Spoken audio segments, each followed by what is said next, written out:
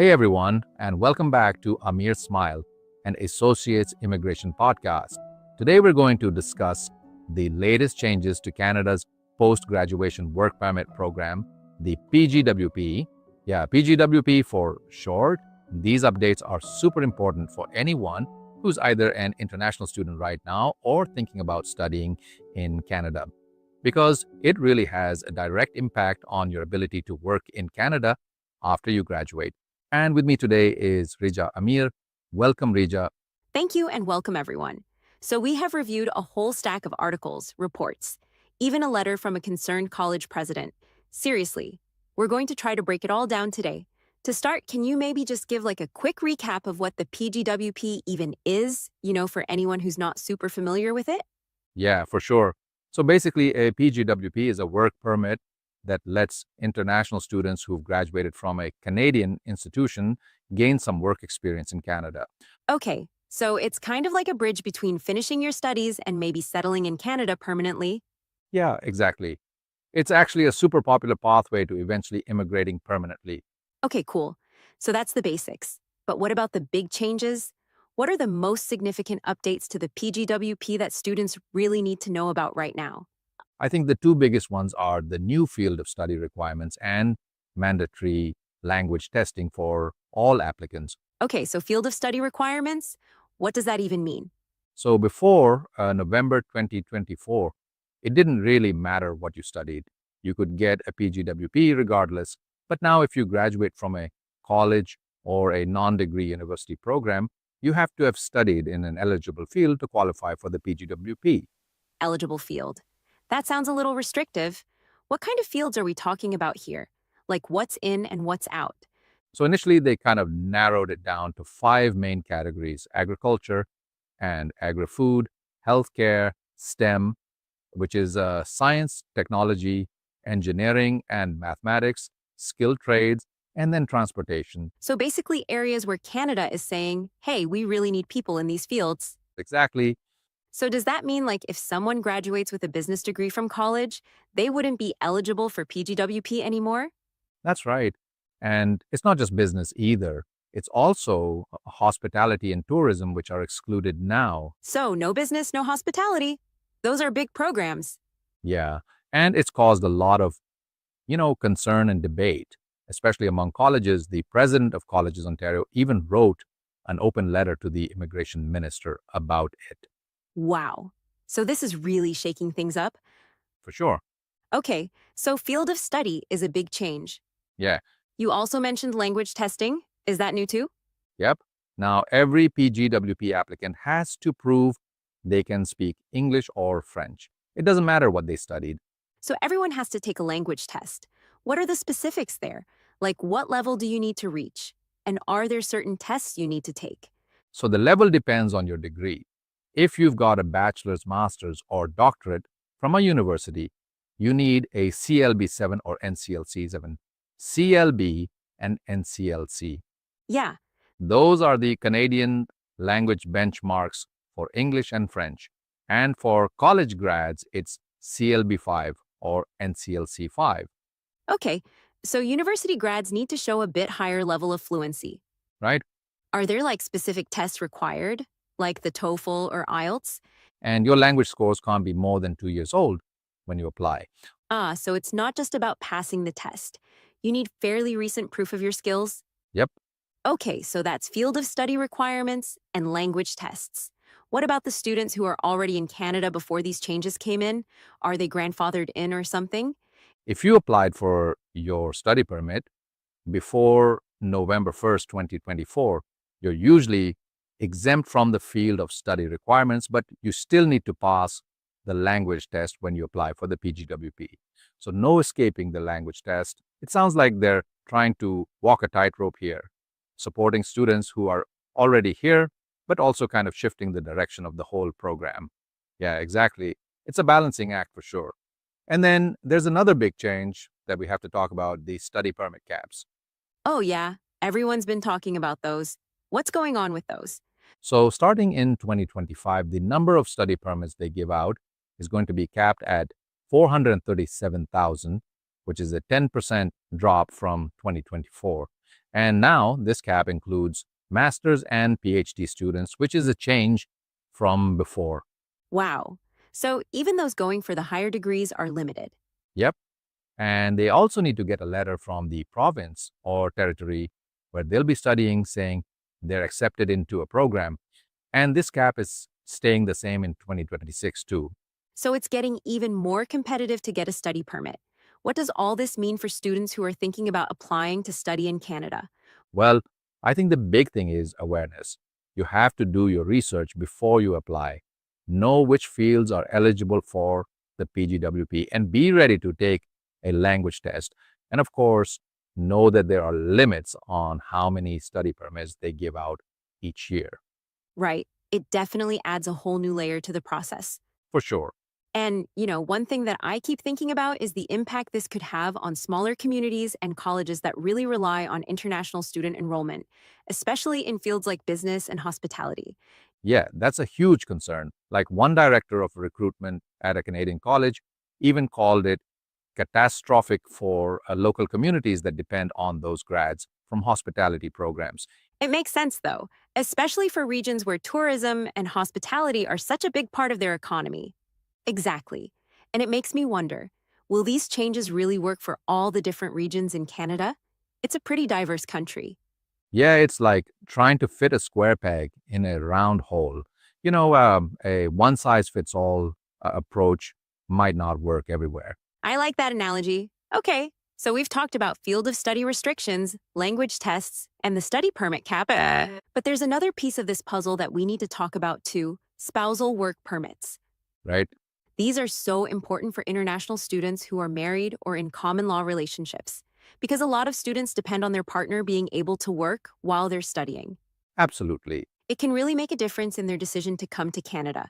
So, what's changing with spousal work permits? The biggest one is that if you're in a master's program that's shorter than 16 months, your partner won't be eligible for an open work permit anymore. So, if you're doing like a 1 year master's, your partner might not be able to work at all. That's right. It's a big change for sure. But if your master's program is at least 24 months long, then your partner is still eligible. Okay, so that's for students. But there are changes for partners of people who are already working on a PGWP too, right? Yeah, so if you're in Canada on a PGWP now, your partner can only get an open work permit if your job is considered a management or professional type of job. Interesting. So, your specific job actually matters now. Exactly. Unless you're working in an area where they need more workers, like construction or healthcare, then your partner can still get a work permit. Got it. So, it's gotten a bit more complicated for partners to be able to work. Definitely. Couples need to really think about these changes when they're making their plans. Okay, so we've covered a lot here: stricter fields of study requirements, new language tests, study permit caps, and even changes to spousal work permits. It's pretty clear that these changes are a big deal and will have a real impact on international students. But what's your overall perspective on all this? Do you think these changes are ultimately good or bad for Canada? That's a tough question to answer. It's not so black and white. There are definitely pros and cons to think about. Okay, let's break it down. What are some of the potential benefits of these changes? Well, I think from the government's point of view, these changes are meant to attract students who are more likely to stay in Canada for the long haul and fill those jobs where we need more people. Okay, So, by focusing on in demand fields and making sure everyone has good language skills, they're hoping to make it easier for students to get jobs and build careers here. so it's about trying to create a system that's good for both the students and the Canadian economy. Exactly. And you could argue that these changes might actually lead to better outcomes for students in the long run. If they come to Canada to study something that's in high demand, they're more likely to find good jobs and be successful here. Yeah, makes sense. But I'm guessing there are also some downsides to these changes. For sure. One of the big worries is that it might make Canada less attractive to international students, especially those who wanted to study things like business or hospitality. Yeah, I was just thinking that you might lose out on a lot of talented people who might decide to go to other countries that are more flexible. That's a good point. And we also have to think about how this affects Canada's reputation as a welcoming and inclusive country, Some people might see these changes as a sign that Canada isn't as open to international students anymore. right? And that could affect other things too, like tourism and cultural exchange. It's complicated. It really is. And it'll take time to see how all this actually plays out. We need to keep an eye on the data, the trends, and what it's like for international students themselves. I agree. It's a changing situation, and we need to stay informed. One thing that stood out to me when I was reading about this was the potential impact on those smaller communities and colleges, especially the ones that have always relied on international students in fields like business and hospitality. Yeah, a lot of college administrators and community leaders are worried about this. You're saying that these changes could really hurt enrollment, which would then affect the local economy and the whole community. Yeah, they often rely on international students' tuition fees to keep things running. So losing those students could be a real problem financially. Exactly, and it's not just about the money either. International students bring a lot of diversity and energy to these communities, and it would be noticeable if they weren't there. Yeah, it's a reminder that these policy changes don't just exist on paper. They affect real people in communities. Definitely, and it's important for the people making these policies to remember that and try to make sure these changes don't have too many negative effects. Okay, so let's switch gears a bit and talk about the reaction to these changes. What have people been saying? It's been a mixed bag for sure. Like one of the articles we read from the Economic Times talked about how worried schools are, especially colleges, Yeah, they're worried about how excluding business and hospitality from the PGWP will hurt enrollment, which we've been talking about. right? And they're also concerned because the provinces weren't really consulted before these changes were made. So it feels like maybe the government isn't really considering the needs of all the different parts of Canada.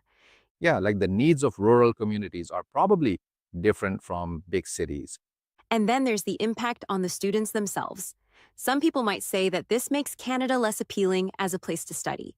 Yeah, if you wanted to study business or hospitality, you might go somewhere else now. But some people might see it as a positive thing because it means they're focusing on attracting students who are more likely to stay in Canada and work here. So it depends on what your goals are and how you look at it.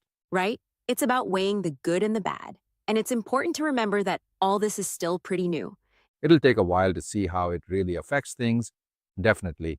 We need to give it some time.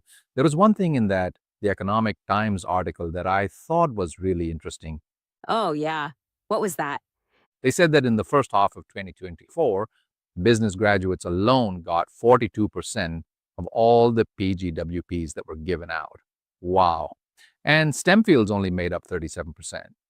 That's a big difference. It is. Yeah. And it really shows how much of an impact excluding business programs through the PGWP could have. Yeah, under the new rules, a lot of those students wouldn't be able to get a PGWP anymore. Exactly. So it makes you wonder if this is really going to help with those job shortages or if it's just going to create different problems. Good question. I guess time will tell.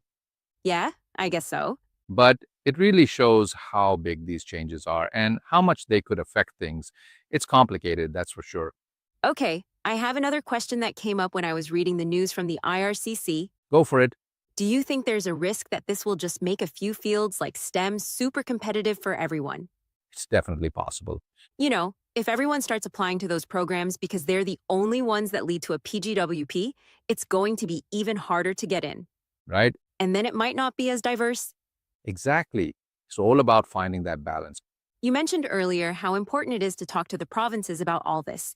It seems like there needs to be more communication between the federal government and the provinces when they're making these kinds of changes. I think so too. Each province is different, and what works in one place might not work in another. Yeah, like a province that's really focused on terrorism is probably going to be worried about not having hospitality programs as part of the PGWP. Exactly.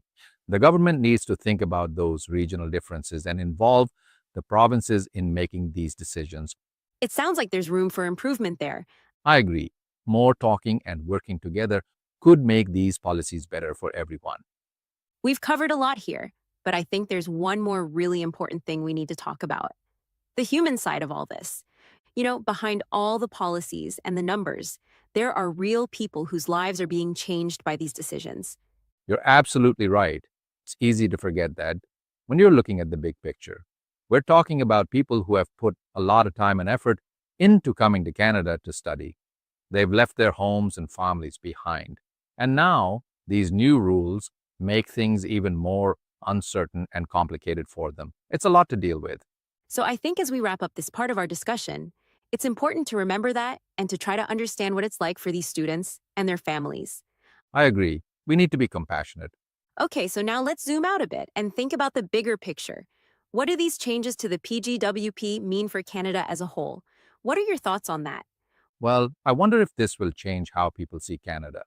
Yeah, will it still be seen as a welcoming place for international students? Yeah, some people might think that Canada isn't as welcoming anymore, especially for students in certain fields. Exactly. And that could hurt Canada's reputation as a leader in international education. On the other hand, you could say that these changes are necessary to make sure that the program works for both Canada and the students. It's tough balance. It is. And this conversation is probably going to keep going for a while. Yeah, it's a constantly changing situation, and it'll be interesting to see how it all works out. Definitely. Well, everyone, we've really dug into all the details of these PGWP changes, looking at the policies, the potential impacts, and all the different opinions on this issue. We've covered a lot, but there's still a lot to learn and see as these changes start to take effect. For sure. But hopefully, this discussion has given you the info you need to understand all this and to have some good conversations about the future of international education in Canada. Remember, it's all about staying informed, being flexible, and learning. If you have any questions about PGWP or study in Canada, please feel free to reach out to me or Rija. We both are licensed immigration consultants based in Toronto, and we will be happy to respond to your questions. Until next time, stay informed, stay hopeful, and we hope to see you in Canada soon. Bye, everyone. Catch you later.